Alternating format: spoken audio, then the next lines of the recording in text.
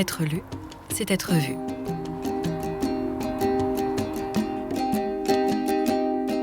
Jean-Pierre Brouillot, Brigitte Cutis-Salvi, Nathalie Milon ont perdu la vue à l'adolescence. Dans un même désir de partager leurs expériences et leurs ressentis, ils sont devenus écrivains. Artistes du mot pour se dire, ils ont chacun et à leur manière créé un pont avec l'autre, le lecteur qui emprunte leur chemin de vie le temps d'un livre. En 2016, Jean-Pierre Brouillot publie un récit autobiographique dont le titre « Aller voir ailleurs dans les pas d'un voyageur aveugle » révèle déjà l'énergie du voyage et de la rencontre. De ces voyages, il en retire une philosophie très positive qu'il a intensément voulu partager. C'est dans le village de Chalencon, en Ardèche, qu'il nous parle de ce récit. Mes sources d'inspiration concernant l'écriture sont vraiment liées au ressenti. Quand je m'assois devant l'ordinateur, je reste ouvert à toutes les sensations qui viennent. Et il y a des saveurs comme ça qui montent. Et il vient à un moment donné une situation que j'ai vécue. Et je pose des mots, en fait, sur ce ressenti. Une plage immense, déserte. Une dune brûlante comme si le soleil irradiait de son centre. L'océan en tumulte. Cette nature sans âge est toujours un peu effrayante pour celui qui ne la voit pas. Ajoutez à ce bout du monde 2 jeunes vagabonds. Lui, gai, intrépide, démerdard. Moi, celui que l'on regardait comme l'handicapé. Un impossible idéal hippie en bandoulière. Lui, noyé ou parti. La seule chose certaine, il n'est jamais revenu. Moi, l'aveugle anéanti par l'incertitude, je ne saurais jamais s'il s'est noyé près de moi sans que je me rende compte ou s'il a brusquement choisi de me quitter. Si on prend l'exemple du texte qui s'appelle « L'homme sans nom », il m'est venu sur une plage où j'étais allongé un jour, plage désertique. J'ai vraiment ressenti à quel point il y a une incertitude, surtout pour tout le monde probablement, et quand on est aveugle. Parce que j'étais avec une amie qui est allée se baigner, et à un moment donné, j'étais tout seul, et ça m'a passé par la tête que si mon amie, par exemple, se noyait, mais je ne saurais jamais, j'aurais jamais la preuve qu'elle s'est noyée ou pas. Elle aurait pu partir ou effectivement avoir un accident. L'illusion du handicap est le titre de son blog dans lequel il publie régulièrement des textes et des photos. Ce titre évocateur révèle ses choix dans sa manière de vivre comme non-voyant. Le fait d'être aveugle n'est pas forcément un handicap. Devient un handicap quelque chose qu'on vit d'une certaine manière, c'est-à-dire qu'on le vit en victime, en plainte. Et je n'ai pas du tout la sensation, moi, que la cécité soit quelque chose qui soit de l'ordre du manque. Je ne veux pas dire que c'est de l'ordre du plus, c'est de l'ordre de la différence. Et c'est un enrichissement plutôt qu'un appauvrissement que d'être privé de la vue. C'est-à-dire qu'on doit, dans cette vie, transformer nos peurs en confiance, nos plaintes en réjouissance. Voilà, on a un vrai travail de transformation à faire. Et pour cela, il faut prendre conscience que si on ne se transforme pas, on alimente de manière quotidienne la souffrance. J'ai une indéniable envie d'en parler.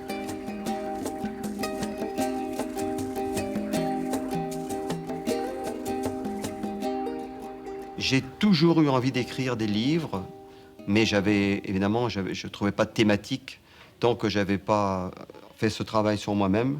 Et c'est qu'en touchant une certaine vulnérabilité et maturité, parce que pour moi ça va ensemble, que j'ai vraiment éprouvé l'impétueux désir de dire ce que je vivais. Juste après sa dédicace, le hasard lui a fait rencontrer une bouteille de champagne qu'il a eu l'idée de déguster pour fêter la sortie de son livre. Mais comment l'apprécier quand on est seul ? Jean-Pierre a écrit une nouvelle qui relate ce qu'il a imaginé pour rompre sa solitude. Le bouchon heurte le plafond et rebondit sur mon épaule. Ça commence bien. Je me sens accordé, inspiré même, pour tout dire. Maintenant, je convoque les parents. Je veux installer ma mère à ma droite et mon père en face de moi. Oh, là, ça se complique. Les parents, ce soir, sont d'humeur joueuse.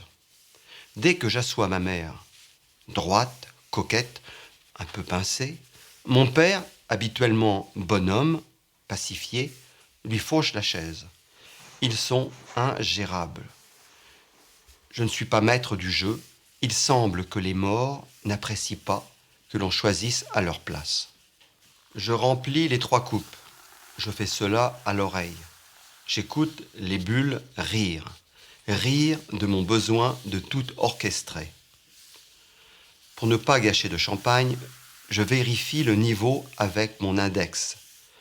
Je fais cela discrètement. On ne sait jamais.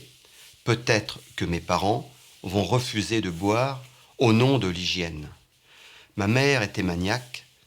Elle dégainait l'eau de Javel à la moindre tâche suspecte. Je lève ma coupe cérémonieusement et je les remercie. Ils écoutent, mais ils ne touchent pas à la leur. Ils ont bien changé depuis tout ce temps, eux qui étaient plutôt portés sur la bouteille. Mais nous sommes quittes alors. Moi aussi, j'ai changé. Je suis écrivain désormais. Écrivain et, avouons-le, un peu ivre. Dans chaque bulle de champagne, il y a un mot. Il faut tendre l'oreille pour le saisir.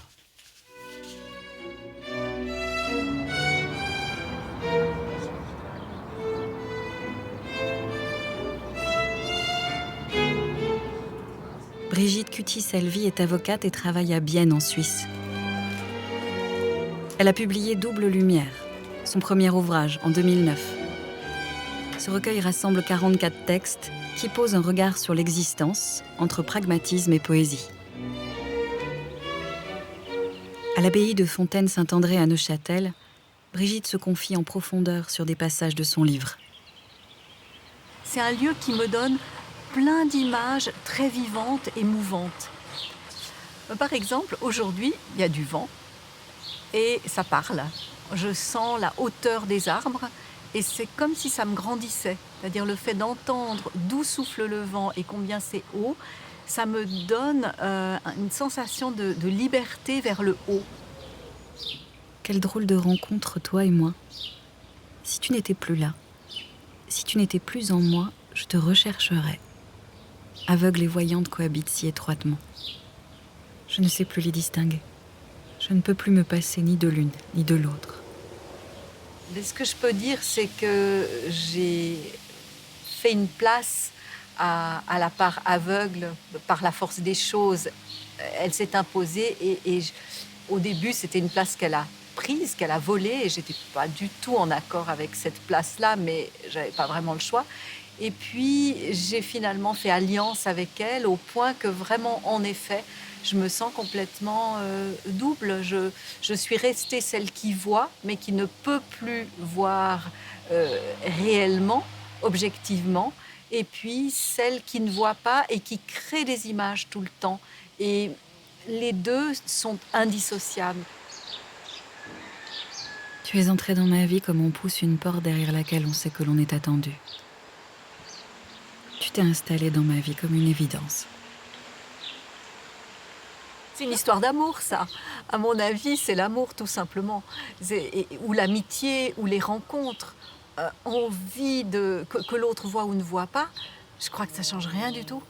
Et que d'avoir envie de sentir en profondeur ce que l'autre qui nous intéresse ou qu'on aime sous toutes les formes possibles perçoit, ça me paraît tout naturel. Et je crois que c'est complètement indépendant de la vue.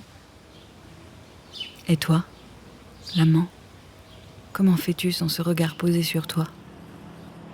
De quelle privation s'agit-il ? Qui sera alors ton miroir de l'intime ?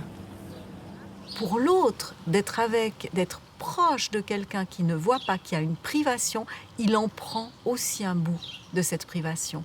D'une autre manière, mais également.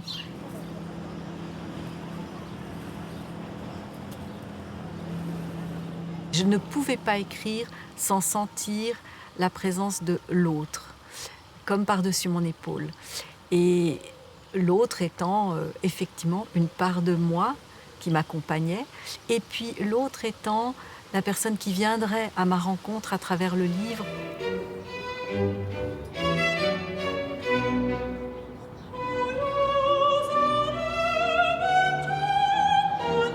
Actuellement, Brigitte prépare son prochain livre et il n'est pas simple pour elle de juger de la musicalité de ses écrits. Carmen, étudiante en droit, vient régulièrement chez elle pour lire à voix haute les textes en cours d'écriture.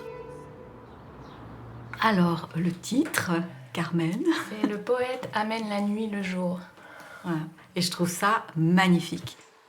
Ce lieu de la nuit et de cette phrase qui pour moi a résonné très fort de Cocteau, ça m'a donné envie d'aller revisiter les souvenirs des lieux où j'ai vécu depuis que je suis née en fait. Mon prochain ouvrage sera comme Double Lumière, c'est-à-dire différents textes. Ce qui m'intéresse, moi, c'est les lieux qui portent, les lieux qui chassent, les lieux qui retiennent, les lieux qui réunissent, enfin voilà. Et à ma grande surprise, je me souviens de beaucoup moins de choses que ce que je croyais. La nuit appelle la poésie. Il la convoque, se met accroupi sur ses deux pieds, posé fermement face à elle, et il attend. Il la convoque, j'ai pas mis de virgule après. Si. La nuit appelle la poésie. Il la convoque, se met accroupi sur ses deux pieds, posé fermement face à elle, et il attend. Non, mais alors, tu m'as pas compris. J'aimerais que tu me dises la ponctuation, pas simplement que tu la lises, que tu me dises ce que j'ai mis. La nuit appelle la poésie, virgule. Il la convoque, virgule, se met accroupi sur ses deux pieds, posé fermement face à elle, et il attend. Je suis assez étonnée, mais je trouve qu'il tient assez bien, en fait. Bah Il me ouais. semble que la première fois que tu me l'avais lu, moi, j'étais même pas sûre de vouloir le garder. Alors moi, j'étais sûre de vouloir le garder, et toi, je n'étais pas sûre du tout, effectivement. Bon, Mais je crois que j'ai réussi à le convaincre. bah la preuve, il est pas supprimé.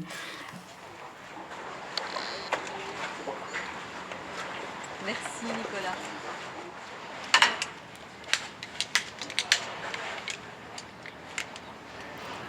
Je viens assez souvent parce que j'aime énormément l'environnement sonore et l'atmosphère qui s'en dégage, le fait de sentir la proximité du lac. À tout point de vue, au niveau sonore, c'est mouvant. Là, juste avant, je pense qu'un bateau est passé, donc les vagues se font très présentes. Ensuite, c'est complètement calme. Suivant les jours, c'est différent. Ensuite, il y a des moments où il y a très peu de monde, comme maintenant, il n'y a pas un chat. Et peu à peu, les gens viennent. Alors, quand ils commencent à arriver, quand il y a trop de monde, j'arrête d'écrire et je prends un café et je pars.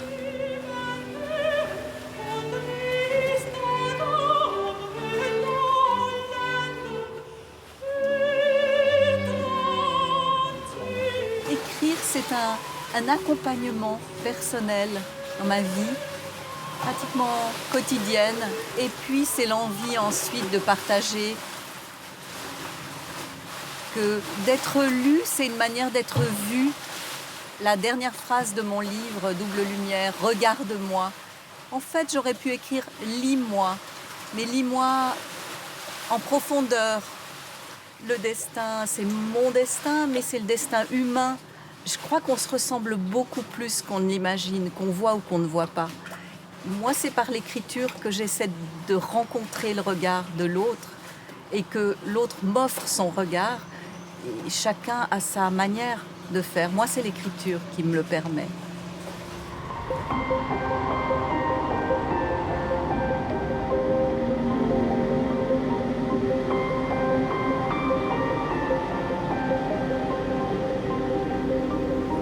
Nathalie Milon, comédienne et chanteuse, n'avait pas prévu d'écrire un livre.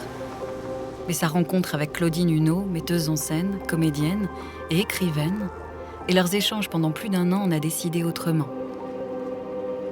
Comme une épaisseur différente de l'air, voit le jour en 2015 sous la forme singulière d'une retranscription de ces dialogues. C'est près de la Seine à Paris que nous les retrouvons. Tu disais, je m'assois rarement le dos contre le vide. Oui, même de face. Des gens s'assoient, les jambes dans le vide. Je ne peux pas. On pourrait me pousser. Le vide pourrait me happer. Il n'y a pas de protection.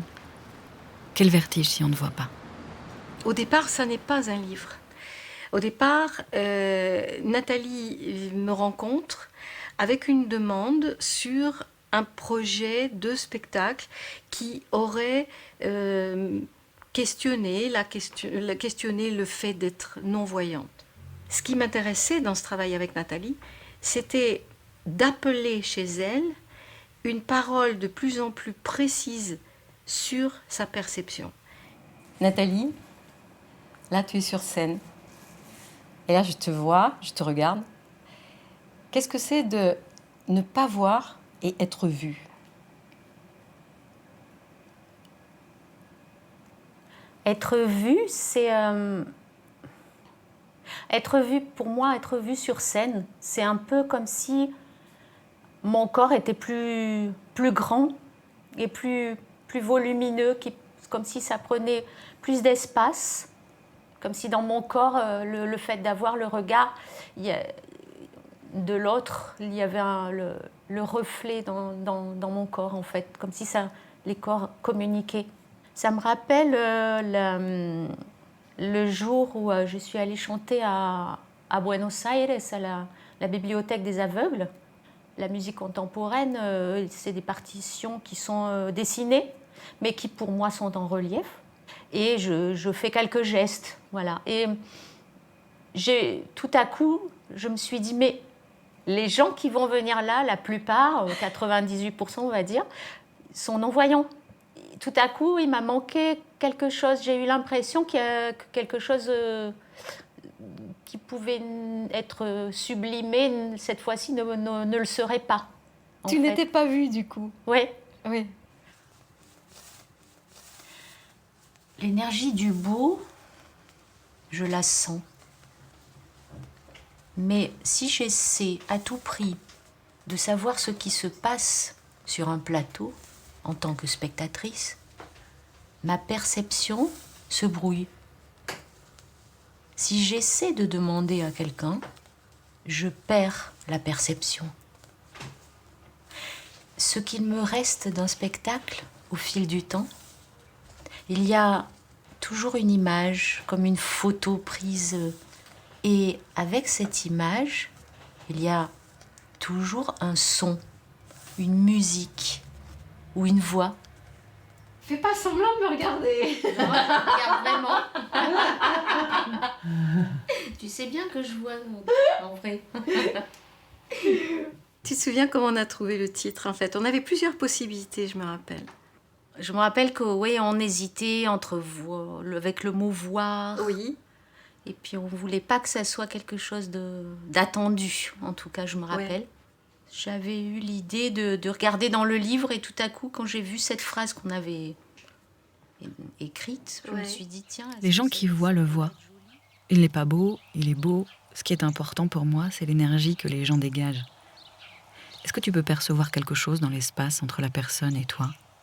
Oui, comme une épaisseur différente de l'air. Voir sans regard. Oui.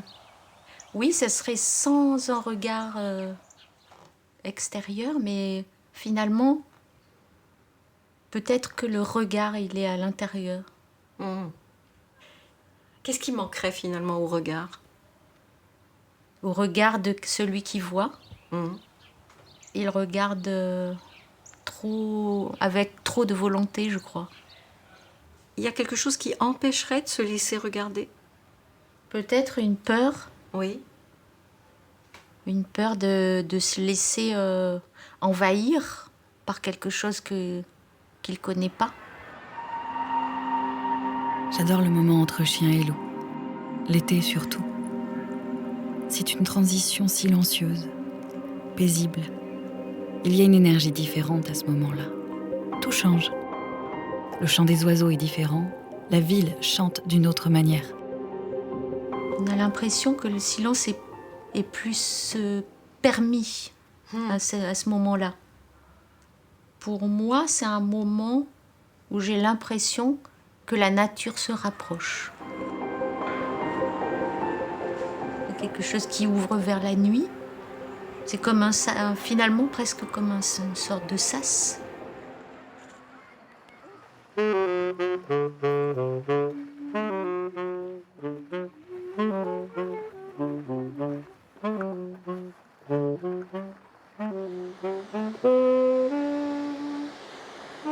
rencontre entre l'artificier Pascal Ginestou et le poète Jean-Pierre Brouillot a donné naissance à un spectacle singulier. Au cœur de l'Ardèche, ces deux artistes proposent une balade nocturne ponctuée de danse, de musique et de lecture. Ce voyage pyropoétique transforme l'ombre en lumière et éclaire les mots du poète. Où est la nuit? Qui est la nuit?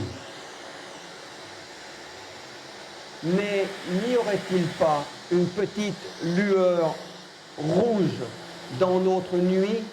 Quand on s'est rencontré avec Jean-Pierre, je ne sais pas, il y a un petit déclic qui a dû se faire, sans qu'on s'en aperçoive l'un et l'autre. Et je me suis mis à m'intéresser un petit peu, effectivement, à ses écrits.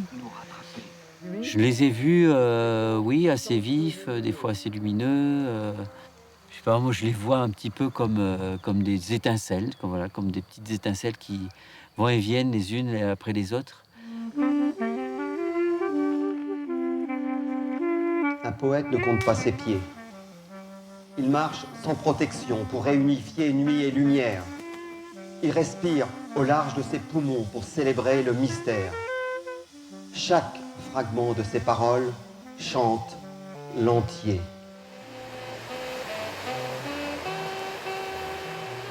Par rapport à cette promenade-balade, je lui ai décrit les endroits où j'avais décidé d'éclairer. Et je lui ai dit, ben voilà, je te vois là, comme ça, écris des mots. Et vraiment, pour moi, ça a été tout de suite inspirant. Où on peut remplacer une virgule avec un petit G, où on peut mettre un point avec un feu de Bengale. La buse distante, le papillon de nuit et la chouette intrigante. Et voilà, il y a eu ce mélange qui s'est créé, j'ai trouvé ça intéressant. En fait, c'est un peu comme si on avait fermé un peu les yeux tous les deux et s'il y avait une imagination commune.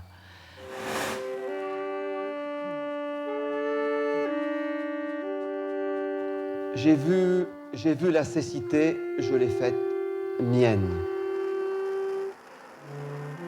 J'ai vu la dépendance, je l'ai apprivoisée. De Chalancon aux Philippines, en passant par la mer Caspienne, entre nous un lien pyropoétique, embrasé.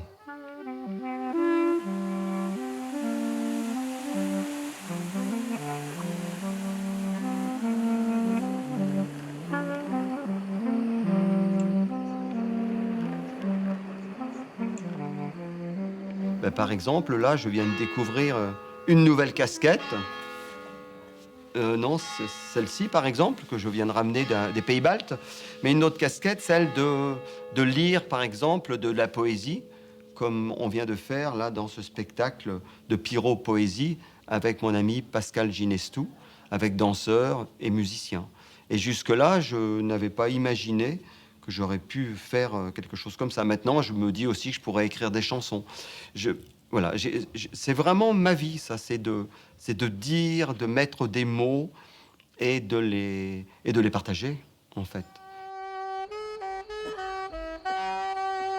Pour de plus amples informations, vous pouvez contacter l'Union nationale des aveugles et déficients visuels. 0800 940 168. www.unadev.com. Vous pouvez revoir cette émission sur France TV, le nouveau service vidéo de France Télévisions. www.france.tv/France-5/ à vos devoirs avec des tirets /. Auteur, réalisatrice et images, Brigitte Barbier. Producteur délégué, Emmanuel Schlumberger. Avec le soutien du Centre national du cinéma et de l'image animée et de l'UNADEV. Avec la participation de France Télévisions. Presse, Valérie Blanchet. Production, Céline Raffestin, Thomas Bonnet. Responsable du programme, Thierry Chiabrero, Patricia Corfi, Aurélie Taguet. Cette émission vous a été proposée par Bleu Cristal Média et France Télévisions.